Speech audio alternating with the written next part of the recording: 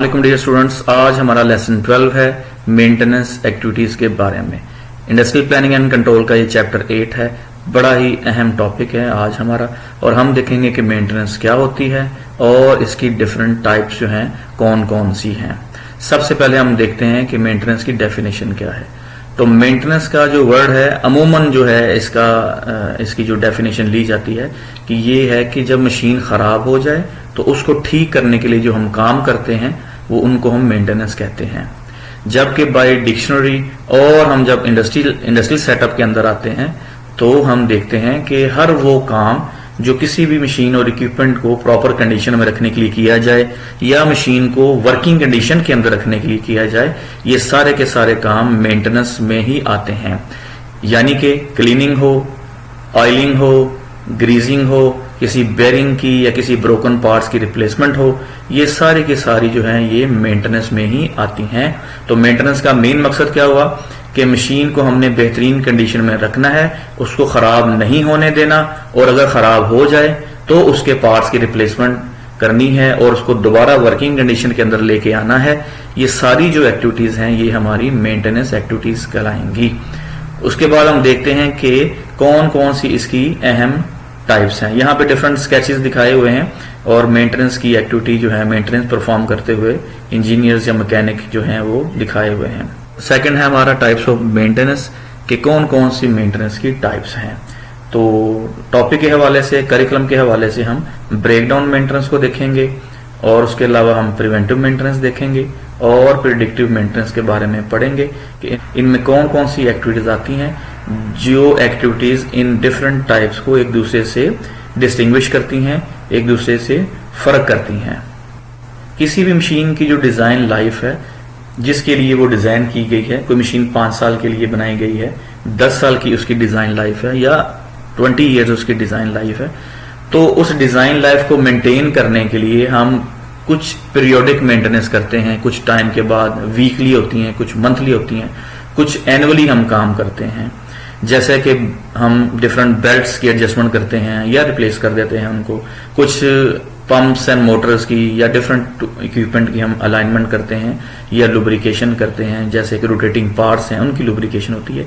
ये सारी जो एक्टिविटीज हैं ये एक्चुअली मशीन की जो डिजाइन लाइफ है उसको अटेन करने के लिए, उसको हासिल करने के लिए हम कर रहे होते हैं और डिफरेंट पीरियड्स के अंदर, डिफरेंट टाइम शेड्यूल के अंदर हम उनको परफॉर्म कर रहे होते हैं। इसके अलावा बाज़ दफा उसकी कुछ पार्ट्स को रिप्लेस करना भी इसी में आता है, जैसे कि किसी गाड़ी के जो है उसके व्हील के बेरिंग को रिप्लेस करना। मकसद यही है कि जो मेन हमारा इक्विपमेंट है, मेन हमारी जो मशीनरी है वो अपनी डिजाइन लाइफ तक सही रहे, वर्किंग कंडीशन में रहे, चाहे वो कार है, चाहे आपकी कोई मशीन है, चाहे कोई भी इक्विपमेंट है। तो करिकुलम के लिहाज से हम डिफरेंट अप्रोचेस को डिस्कस करेंगे जिनमें ब्रेकडाउन मेंटेनेंस आएगी। ब्रेकडाउन मेंटेनेंस जो है उसको रिएक्टिव मेंटेनेंस भी कहते हैं। प्रिवेंटिव मेंटेनेंस को भी हम देखेंगे। प्रिवेंटिव मेंटेनेंस को शेड्यूल्ड मेंटेनेंस भी कहते हैं और इसके अलावा हम प्रिडिक्टिव मेंटेनेंस को देखेंगे। इसके अलावा भी टाइप्स हो सकती हैं या इन्हीं जो हमारे अप्रोचेस हैं इनके डिफरेंट नाम भी हो सकते हैं। जैसे कि एक और इसके अलावा मेंटेनेंस है रिलायबिलिटी सेंटर्ड मेंटेनेंस।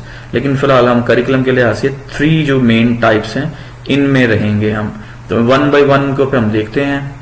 नंबर 1 है जी हमारी ब्रेकडाउन मेंटेनेंस या इसको रिएक्टिव मेंटेनेंस भी कहते हैं। ब्रेकडाउन मेंटेनेंस जैसा कि ये नाम से भी जाहिर है, ब्रेकडाउन हो जाना, टूट फूट जाना, खराब हो जाना मशीन का। मशीन लेके आए, उसको हमने इंस्टॉल किया और उसको हमने चला दिया तो मशीन चलती रहे, जितनी भी उसकी डिजाइन लाइफ है, साल है, 2 साल है, 5 साल के लिए मशीन चलती रहती है। बहुत सारी इंडस्ट्रीज के अंदर हमारी ऐसी मशीनरी भी होती हैं जो 24 आवर्स और 7 डेज अ वीक और होल ईयर के लिए चलती रहती हैं। उनका बंद हो जाना प्रोडक्शन का लॉस होता है, प्रोसेस का जो वो हिस्सा होती है मशीन वो रुक जाता है, इसलिए उनका चलते रहना बहुत जरूरी होता है। तो मशीन को हमने वर्किंग कंडीशन में ले आए, उसको चला दिया, उसको चलते रहने देना उस टाइम तक जब तक कि वो खराब होकर रुक जाए। तो अगर वो खराब होकर रुक गई है तो हम कहेंगे कि अब हम उसकी ब्रेकडाउन मेंटेनेंस करेंगे। मशीन बंद हो गई है, अब ये इसको हम देखते हैं, अब इसको हम मुरम्मत करते हैं मशीन को और उसको हम दोबारा से वर्किंग के अंदर लेके आते हैं। ये जो मेंटेनेंस का तरीका है ब्रेकडाउन, तो रिएक्टिव का मतलब यह हुआ कि मशीन चलती रही, जब तक वो चल रही है हमने कोई एक्शन परफॉर्म नहीं किया उसके ऊपर। अब वो बंद हो गई है तो अब हमने उस बंद होने का जो एक्शन हुआ है उस पे अपना रिएक्शन देना है, उसको ठीक करना है। हमने मेंटेनेंस की जो अपनी एक्टिविटीज हैं वो उस पे परफॉर्म करनी है एज ए रिएक्टिव मेंटेनेंस। फायदा क्या हुआ जी इस किस्म की मेंटेनेंस का? अब जाहिर है मशीन को हमने लगा दिया, चला दिया, चल रही है, तो इसमें जो उसके स्पेयर पार्ट्स थे, उसकी प्रिवेंटिव कुछ मेजर लेने थे, ऑयलिंग, ग्रीसिंग, हमने ये सारा जो खर्चा है हमारा बच गया है, हमने अपनी कॉस्ट को लो कर लिया है। अब चूंकि इसके लिए हमने मेंटेनेंस का स्टाफ भी नहीं रखा, इसकी जरूरत ही नहीं थी कि वो उसको ऑयलिंग करता, क्लीनिंग करता, ग्रीसिंग करता, उसके पार्ट्स के रिप्लेसमेंट करता, या उसके डिफरेंट पार्ट्स का एनालिसिस करता, उसका वाइब्रेशन एनालिसिस करता, या उसका थर्मल एनालिसिस करता, या साउंड एनालिसिस करता। ना हमने इक्विपमेंट उसके लिए खरीदा, ना हमें स्टाफ की जरूरत थी। तो ये फायदे में तो ये इसके ये आ गया कि उसके लिए हमने स्पेयर पार्ट्स नहीं खरीदे और उसके लिए हमने स्टाफ भी हायर नहीं किया।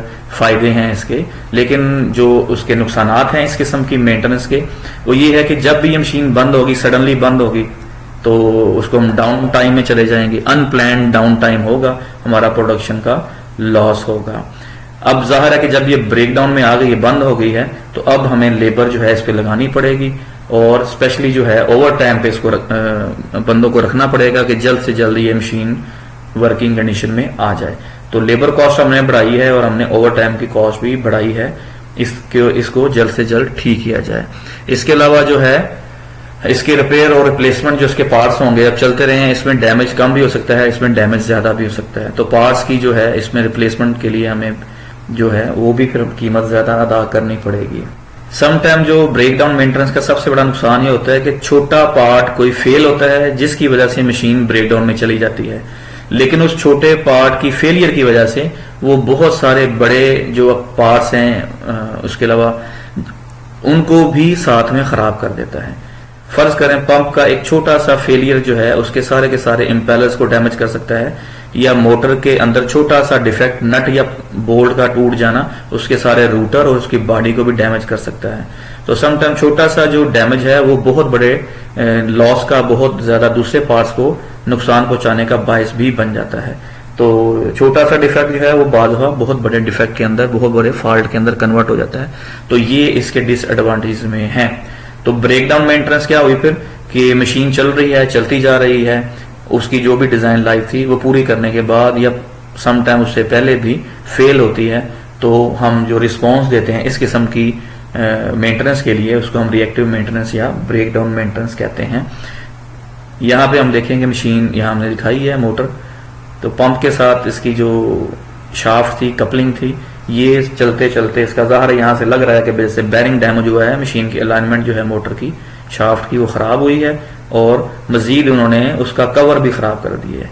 यहाँ पे देखें मोटर जो है उसके अंदर डिफेक्ट है, वो मोटर बर्न, उसकी जो वाइंडिंग है वो बर्न होती हुई दिखाई दे रही है। तो ब्रेकडाउन मेंटेनेंस में हम कह रहे हैं कि बेसिकली मशीन को चलाया जाए जब तक कि ये खराब ना हो जाए। तो जब खराब हो जाए तो हम जो एक्टिविटी परफॉर्म करेंगे उसको हम ब्रेकडाउन मेंटेनेंस कहेंगे। सेकंड पे आते हैं जी हम प्रिवेंटिव मेंटेनेंस। नाम से जाहिर है बहुत सारे प्रिवेंटिव मेजर लेना कि मशीन खराब ही ना हो।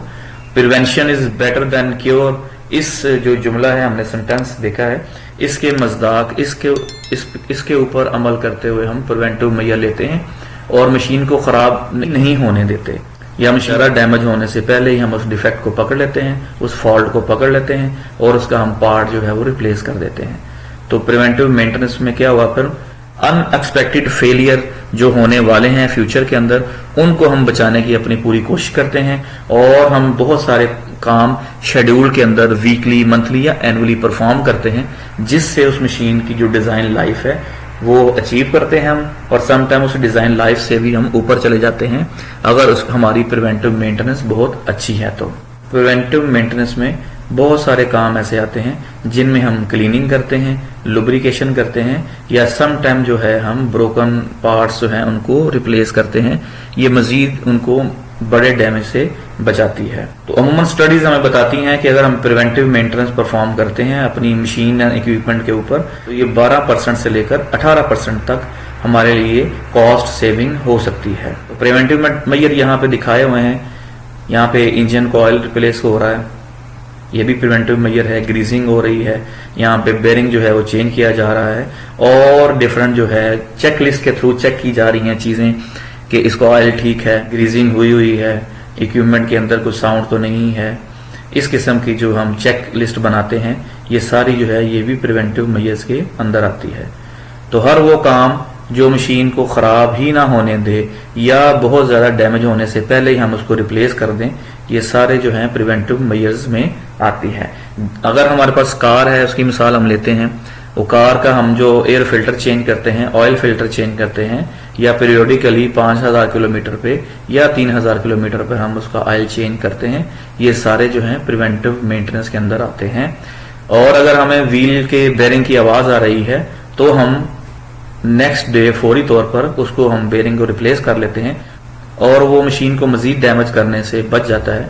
तो हम इस किस्म की रिप्लेसमेंट को भी पार्ट्स की प्रिवेंटिव मेजर के अंदर ही लेंगे, प्रिवेंटिव मेंटेनेंस ही कहेंगे। नेक्स्ट, इसके प्रिवेंटिव मेजर जो लेने हैं हमने, प्रिवेंटिव जो हमने मेंटेनेंस की है, इसके क्या फायदे हैं। चूंकि हम शेड्यूल के अंदर काम कर रहे हैं तो हम जो है ये फ्लेक्सिबल आवर के अंदर जब जो ही हमारे पास टाइम था तो हमने वो एक्टिविटीज परफॉर्म की हैं, तो फ्लेक्सिबल टाइमिंग के अंदर हमने इसकी मेंटेनेंस जो है परफॉर्म कर ली है। कंपोनेंट की लाइफ बढ़ाने का ये बायस बनती है प्रिवेंटिव मेंटेनेंस। तो प्रिवेंटिव मेंटेनेंस अगर हमने परफॉर्म अच्छी की है तो इक्विपमेंट का जो फेलियर है वो काफी हद तक कम हो जाता है। तो 12% से लेकर 18% तक की हमारी कॉस्ट सेविंग होती है। डिसएडवांटेजेस क्या है जी इसके। एक तो जो है प्रिवेंटिव मेंटेनेंस के बावजूद भी मशीन जो है वो फेलियर की तरफ जा सकती है, बाज दफा फेल हो जाती है। ऑल्दो फेलियर जो है वो कम हो जाते हैं, लेकिन फिर भी कुछ ना कुछ जो है इसके मशीन के फेलियर या इसकी जो मशीन की ब्रेकडाउन्स हैं वो आती रहती हैं। प्रिवेंटिव मेजर लेने के लिए हमने टीम हायर की होती है जो प्रॉपर ट्रेंड होती है, और वो different types of preventive measure लेती रहती है। तो लेबर इंटेंसिव है, अब लेबर की कॉस्ट भी इसमें बढ़ जाएगी। तो प्रिवेंटिव मेजर लिए हैं हमने, ऑयल को रिप्लेस कर दिया, बेरिंग को रिप्लेस कर दिया, तो बाज दफा बहुत सारे काम इसमें शेड्यूल के मुताबिक वो हो रहे होते हैं जिनकी जरूरत भी नहीं होती, रिप्लेस करने की जरूरत भी नहीं होती। बेरिंग अच्छी लाइफ चल रहा होता है, ग्रीजिंग की ग्रीज अच्छी हालत में होती है, ऑयल अच्छी हालत में होता है, लेकिन चूंकि उसकी जो शेड्यूल्ड है वो पूरा हो चुका होता है, उसकी टाइमिंग पूरी हो चुकी होती है, उसको हम रिप्लेस कर देते हैं।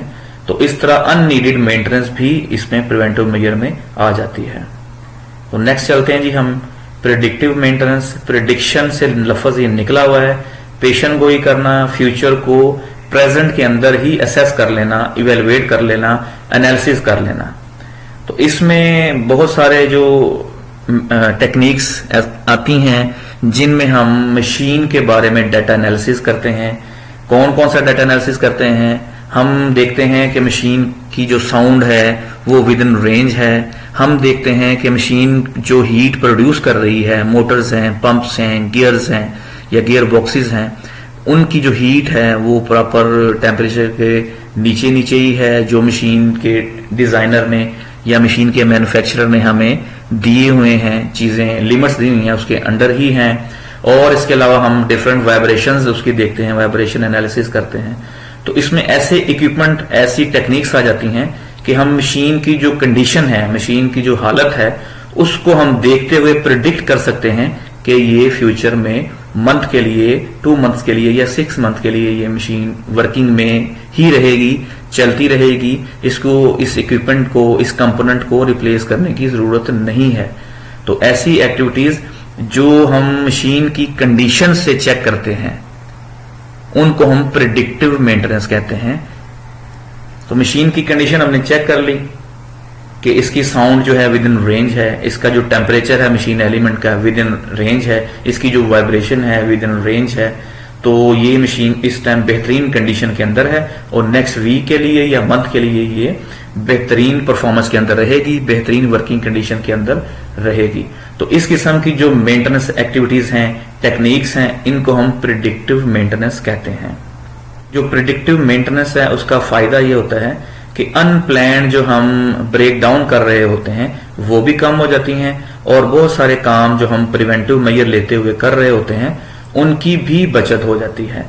जैसे कि यहाँ पे आगे एक आएगी मिसाल के प्रिवेंटिव जो मेंटेनेंस है वो चूंकि टाइम बेस्ड है, तो मैन्युफैक्चरर जो कह रहा है कि 3000 या 5000 के बाद इसका आप ऑयल चेंज कर दें, तो प्रिवेंटिव मेंटेनेंस में इसका ऑयल जो है 5000 फर्ज करें रेंज है तो 5000 के बाद चेंज कर दिया जाएगा, तो ये टाइम बेस्ड है।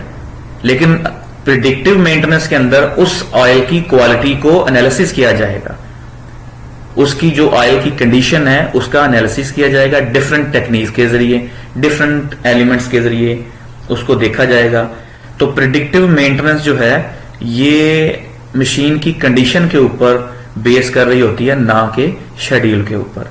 प्रिवेंटिव मेंटेनेंस में हम टाइम बेस्ड काम करते हैं, शेड्यूल बेस्ड काम करते हैं कि 8 घंटे के बाद ये काम करना है या इसका ऑयल जो है 5000 किलोमीटर के बाद चेंज कर देना है, हम प्रिवेंटिव मेजर में वो चेंज कर देते हैं। जबकि प्रिडिक्टिव मेंटेनेंस में हम वो टाइम बेस्ड काम नहीं करते, हम उस मशीन, इक्विपमेंट, ऑयल, बेल्ट्स, पुली, गियर्स, गियर बॉक्सेस वगैरह की कंडीशन को देखते हैं कि वो चेंज होने वाली है, रिप्लेस होने वाली है कि नहीं। उस कंडीशन की बेस पर हम फिर डिसाइड करते हैं कि इसकी मेंटेनेंस होगी कि नहीं। इसकी जो बेहतरीन मिसाल है, कार का ऑयल चेंज हम जब करते हैं, अब ऑयल जो है उसकी क्वालिटी या कार की जो मैन्युफैक्चरिंग कंपनी है वो कह रही है कि 5000 माइल के बाद सपोज आप ऑयल को चेंज कर दें, तो प्रिवेंटिव मेंटेनेंस के अंदर हमने जो ही 5000 माइल्स हो जाएंगे हमने ऑयल को चेंज कर देना है। जबकि प्रिडिक्टिव मेंटेनेंस जो हम डिस्कस भी कर रहे हैं उसके अंदर उस ऑयल का स्पेसिमन लिया जाएगा, उस स्पेसिमन को हम किसी खास मशीन में, इक्विपमेंट में लेकर जाएंगे, उसका एनालिसिस करेंगे, उसकी क्वालिटी को देखेंगे, उसकी कंडीशन को देखेंगे और फैसला करेंगे क्या इसको हमने रिप्लेस करना है कि नहीं रिप्लेस करना है। उसकी क्वालिटी कह रही है कि नहीं, ये अभी मजीद जो है 2000 या 3000 माइल चल सकता है, तो हम उसको चलाएंगे। और सम टाइम प्रिडिक्टिव मेंटेनेंस का फायदा इतना होता है, उस ऑयल की क्वालिटी, उसकी कंडीशन को हम एनालिसिस करते करते 10,000 माइल तक भी चला सकते हैं।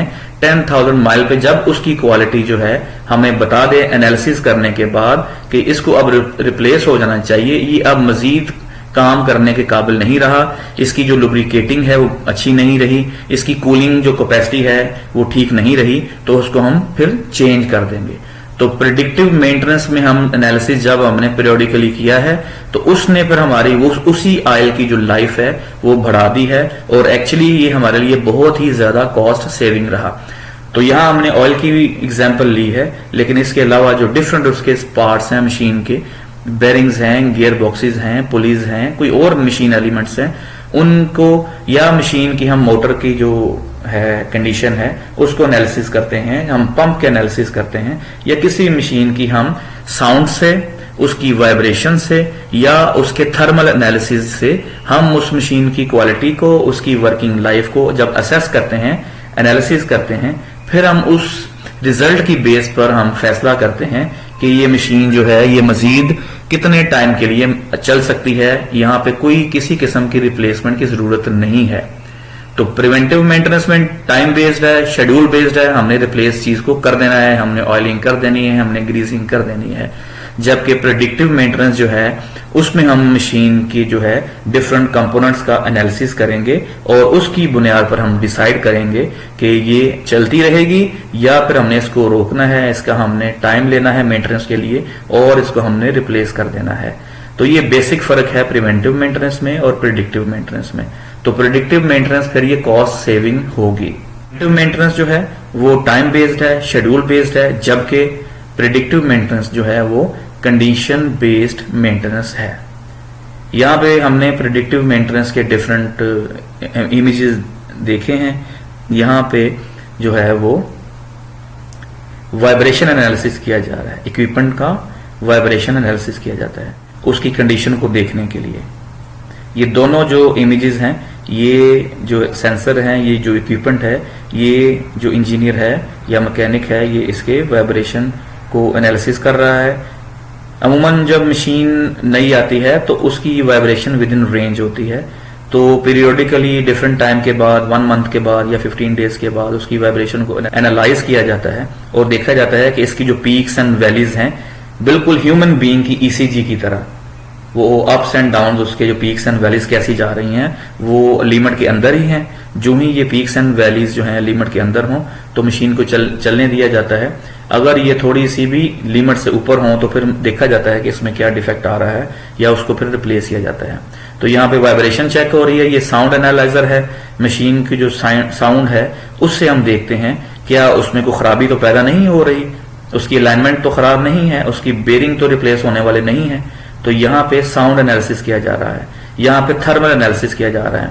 यहाँ पे देखेंगे नॉर्मली हमें जो मोटर है साथ में इसके जो है यहाँ पे फैन या एफडी फैन नजर आ रहा है या कंप्रेसर का कोई फैन नजर आ रहा है, तो इसको नॉर्मली तो हमें ये नजर आ रहा है। लेकिन जब हम स्पेशल जो इक्विपमेंट है जो थर्मल एनालिसिस के लिए इस्तेमाल होता है, थर्मल इमेजिंग के लिए इस्तेमाल होता है, यहाँ पे दिखाया जा रहा है। जब इससे हम देखेंगे तो ये इस किस्म की मोटर की कंडीशन नजर आएगी। और यहाँ पे देखें, यहाँ पे जो है मोटर की कंडीशन ये नजर आ रही है।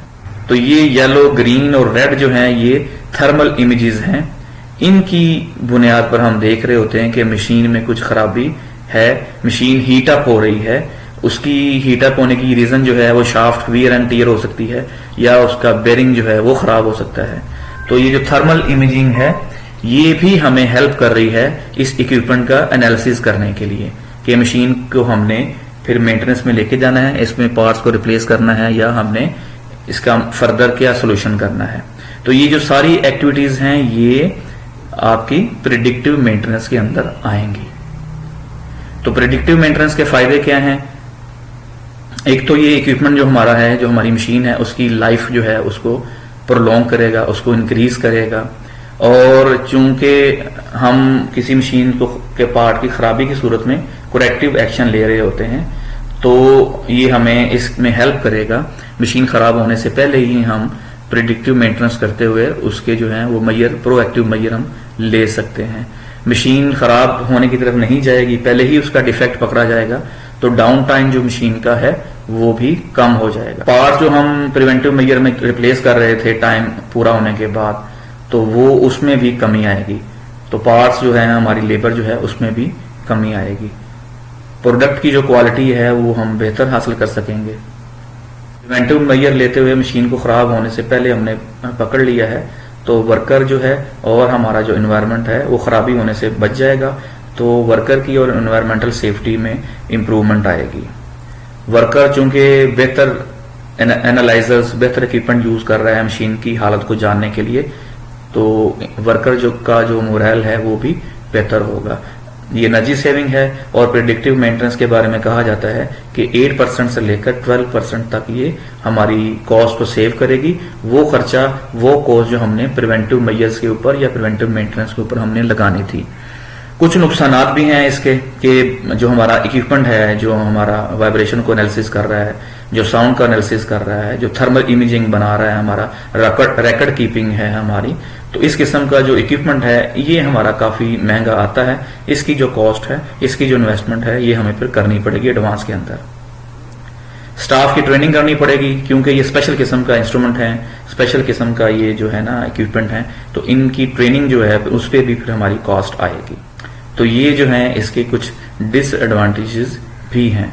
तो फायदे इसके काफी ज्यादा हैं, नुकसानात इसके जो हैं रिलेटिवली कम हैं। तो आज हमने देखी है जी मेंटेनेंस क्या होती है। मेंटेनेंस हर वो काम है जो हम मशीन को वर्किंग कंडीशन में रखने के लिए करेंगे, चाहे वो मशीन के फेलियर से पहले हो, ड्यूरिंग वर्किंग हो या उसकी रिप्लेसमेंट ऑफ पार्ट्स हो। ये सारी जो एक्टिविटीज हैं ये मेंटेनेंस के अंदर आएंगी। टाइप्स ऑफ मेंटेनेंस हमने देखी हैं जिसमें हमने ब्रेकडाउन मेंटेनेंस देखी है कि मशीन को चलने दिया जाए जब तक वो खुद किसी खराबी की वजह से ना रुक जाए। उसके बाद जो मेंटेनेंस हम करेंगे उसको हम ब्रेकडाउन मेंटेनेंस कहेंगे या हम रिएक्टिव मेंटेनेंस कहेंगे। प्रिवेंटिव मेंटेनेंस है, ये शेड्यूल बेस्ड मेंटेनेंस होती है, वीकली शेड्यूल है, मंथली शेड्यूल है या एनुअली हम काम करते हैं, या किसी भी इक्विपमेंट का जो पार्ट है उसकी खराबी की सूरत में उसको हम रिप्लेस करते हैं। ये सारे के सारे प्रिवेंटिव मेंटेनेंस में आते हैं। हम बड़े जो डैमेज से हैं उससे हम इसमें बच सकते हैं अगर हम प्रिवेंटिव मेजर जो है अपने प्रॉपर लेते हैं। ग्रीसिंग करना, ऑयलिंग करना, रिप्लेसमेंट ऑफ पार्ट्स, बेरिंग है, ये सारा जो शेड्यूल है ये सारा कुछ हम प्रिवेंटिव मेंटेनेंस के अंदर परफॉर्म करते हैं। तो आगे है जी प्रिडिक्टिव मेंटेनेंस, पेशन गोई करना, फ्यूचर को प्रिडिक्ट करना प्रेजेंट के अंदर, उस मशीन की जो कंडीशन है उसको देखते हुए। तो कंडीशन देखने के लिए हम different types of data analysers, different types of equipment या इंस्ट्रूमेंट्स हम यूज करते हैं, प्रॉपर उनकी ट्रेनिंग लेते हैं। तो प्रिडिक्टिव मेंटेनेंस जो है बहुत ज्यादा बेहतरीन साबित हुई है और ये हमारे प्रिवेंटिव मेजर्स को भी कम कर देती है और हमारी ब्रेकडाउन्स को भी कम कर देती है। तो ब्रेकडाउन मेंटेनेंस हमारी होगी, प्रिवेंटिव मेंटेनेंस होगी और हमारी प्रिडिक्टिव मेंटेनेंस हो गई। तो ये जो है बड़ी अहम टाइप्स ऑफ मेंटेनेंस हैं। तो आज के लिए इतना ही। Thank you very much. Allah Hafiz.